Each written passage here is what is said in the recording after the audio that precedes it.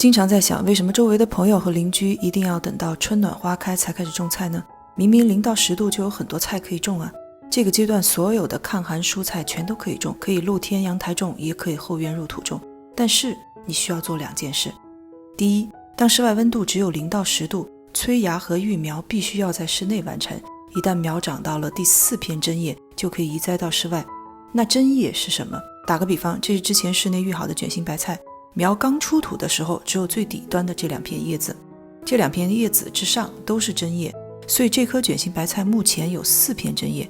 你可能会想，为什么要等到第4片针叶再移栽到室外呢？因为只有到了这个阶段，苗和它的根系才会相对的强壮，足够抵抗寒冷和早晚巨大的温差。第二，不管你是把苗移到阳台容器还是室外的地里，这样的温度裸种是万万不行的，需要给苗创建一个最基础的保温环境。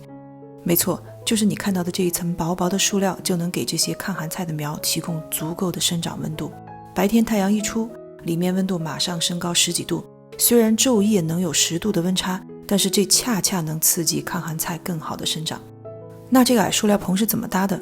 只要材料准备好了，一个人搭起来很容易，成本也很低。木条是集装架拆下来的，长宽各1米，高度10厘米，拼成正方形。我这里一共用了7个。五金店买这种有弹性的细钢条，十字交叉搭起来，最后搭上一张塑料布。要注意的是，这是室外，风大，需要再在外层搭几个钢条把塑料固定。整个步骤很简单，你学会了吗？最后推荐一些常见的抗寒蔬菜：芦笋、上海青、生菜、菠菜、小白菜、大蒜、白萝卜、樱桃萝卜、豌豆、芹菜、葱。谢谢收看，我是小佳，下期见。